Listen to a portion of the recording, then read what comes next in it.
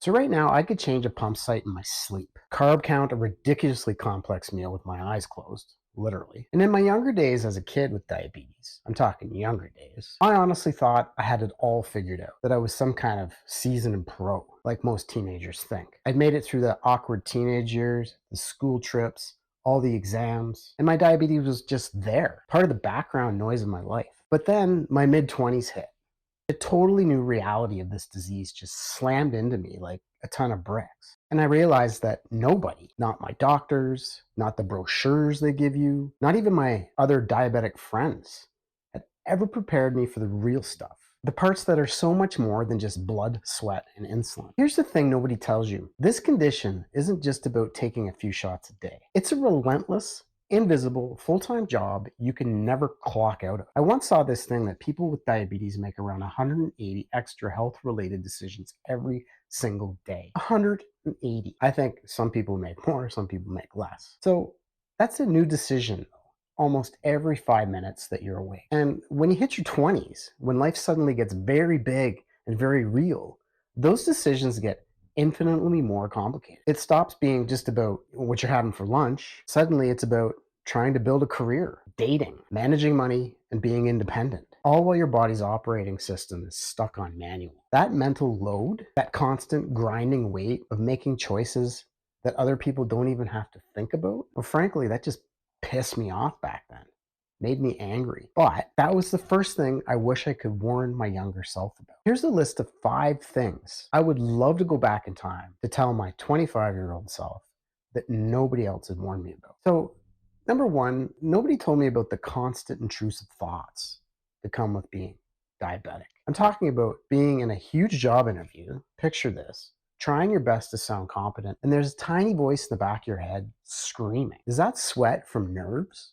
Or am I dropping low? Did I bring my dextrose tabs? Oh my God. What if my pump started screaming right this second? It's not just background noise, it's a second frantic stream of consciousness that's all about survival. And those with diabetes completely understand. This constant state of alert can lead to obsessive thoughts about numbers, food, and the paralyzing fear of messing up. It's that spike of anxiety before a first date, not because you're nervous about the person, but because you're terrified of having a low blood sugar and looking vulnerable or like you can't handle yourself. It's a mental weight that can feel incredibly lonely because from the outside, you look totally fine. Another thing nobody told me about, number two, is how to navigate a career.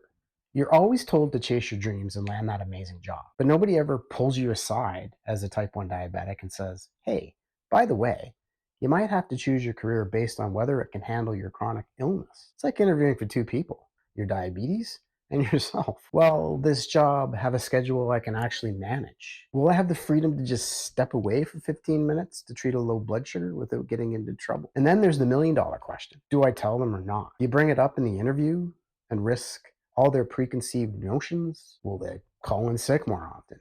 You know what I mean. Or do you hide it until the pump goes off in a silent board meeting?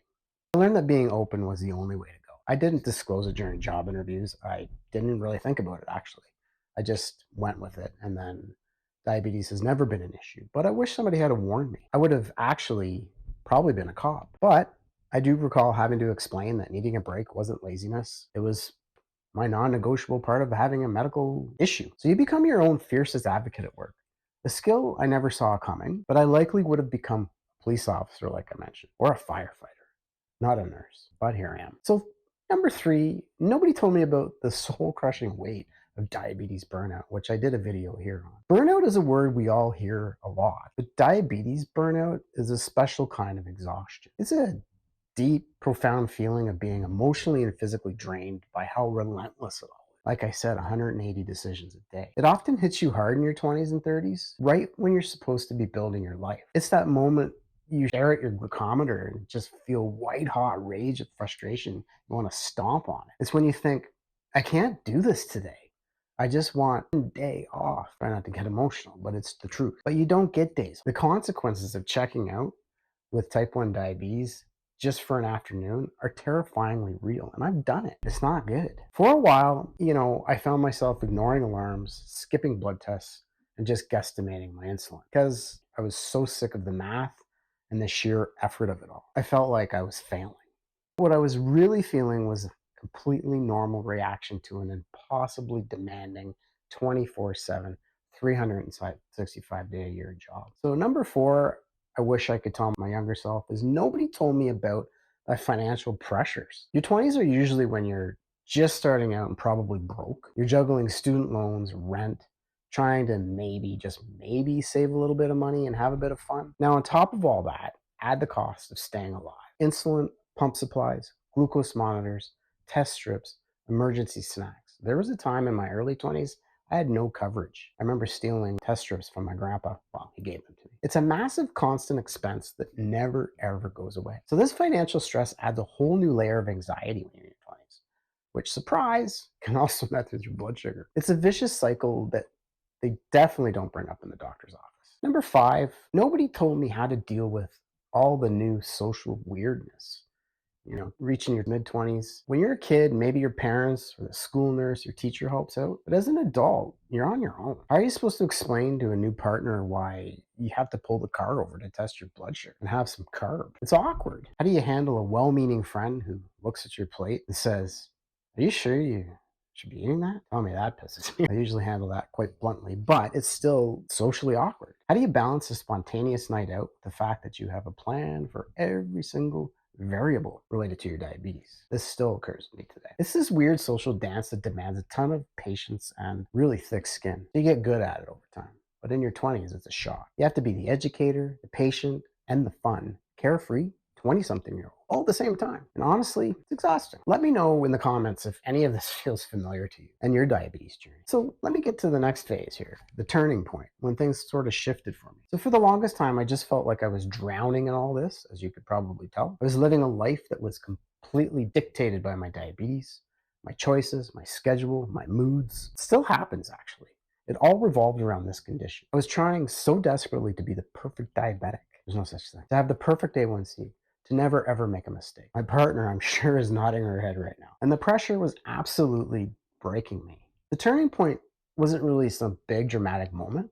It was a slow burn. It was the gradual realization that I had to stop trying to be perfect, number one, and just start being a person who happens to have diabetes. That tiny mental shift changed everything and comes and goes over time. I realized the goal isn't perfection, it's sustainability. I had to figure out how to fit my diabetes into my life, not the other way around. Okay, let's get to some of the things that help me deal with some of those issues I would have told my younger self and how I manage it now. Basically, I came up with a new game plan. And keep in mind, this is not medical advice, just the real world stuff I did to lighten the mental load. So number one, I automated everything I possibly could. I realized a huge amount of my daily decision fatigue was from food and insulin math.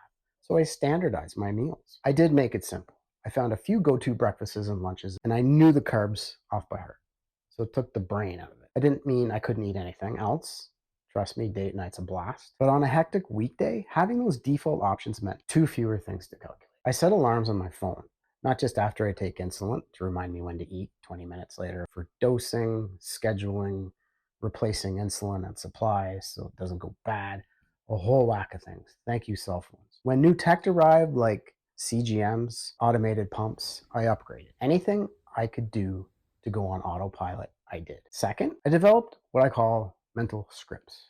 I got so tired of stumbling over words when my pump went off in a quiet meeting or when someone asked a nosy question. So I practiced a few short, boring answers most of the time, funny ones other times, which I'll get to in a minute. For a pump alarm, a simple "excuse me," that's just a medical device. 1 second. Oftentimes I would be blunt. I'm having a low blood sugar. I'm a diabetic. I need some sugar. But being simple, having scripts works wonders. It shuts down the interruption without opening the door for a 20-minute Q&A. I have always had a wicked sense of humor, though. So when I was in the hospital, I was a fairly new nurse. A doctor came up to me and noticed me wearing a pump on my belt. And this was the time of pagers. And he said to me, "Wow, aren't you important, wearing a beeper?" I chuckled and said, "Actually, I'm on the transplant list for a kidney." He sort of face dropped and the shock wore off. And I said, "No, dude, it's an insulin pump." And it was an opportunity to provide some education because pumps were fairly new back then. And we were friends for a long time after that. So having those scripts made my social anxiety plummet and gave me control over the story and the dialogue. So number three, I got serious about proactive preparation. I can't get into everything I did for that, but I used to be that person frantically stuffing supplies in a bag last minute before running out the door. And then I'd get down the trail and forget dextrose tabs. And that's not a good thing. I definitely always forgot stuff. Now I have pre-packed kits. I store extra supplies in my work bag, like dextrose, an extra infusion set, that sort of stuff. In my gym bag, I have another bottle of glucose tablets. I always have some quick acting sugar and a spare infusion site when I'm using my pump. So by over preparing, I brought back some of my spontaneity. I could finally say yes to that last minute plan without that immediate gut punch of panic. Do I have everything I need? And trust me, I've been stuck one too many times without what I need. And finally, and this was the hardest one, but the most important, I learned to give myself a break. I had to accept that perfect blood sugar control was a complete mess. Some days I could do everything textbook perfect, and my numbers would still be a total disaster. For years, I saw those days as a personal failure. But now I just see them as data. It's information I can use to make changes. It is just what it is. I had to learn to say also, okay, that was a shitty day. What a rough day. It's okay to be sad. It's okay to feel and just allow it. So I let myself feel the frustration and exhaustion without piling on that layer of, oh, you're a terrible diabetic guilt. I learned that sometimes the best thing you can do for your diabetes is to just take a breath, forgive yourself, and focus on the very next right. Look, living with type 1 diabetes, especially through the beautiful chaos of your 20s, is a master class in resilience you never signed up for. I know I didn't. It's an invisible war you fight with every meal, every choice, every single day. The reality is, it's so much more than anyone ever tells you it will be. But here's the other side of it. The other thing nobody tells you, you are unbelievably strong. You are a problem solver, planner, a scientist, and your own biggest cheerleader. You carry a weight that most people will never see. This is what I wish somebody had told me, and I wish I could have told my younger self. And now I want to hear from you. If you've been through this, or you're in it right now, leave a comment below with the one thing you wish you'd known about navigating with type 1 diabetes. Let's build the resource we all wish we'd had. Let's show each other that we're not alone in this. Thanks for watching, and bye for now.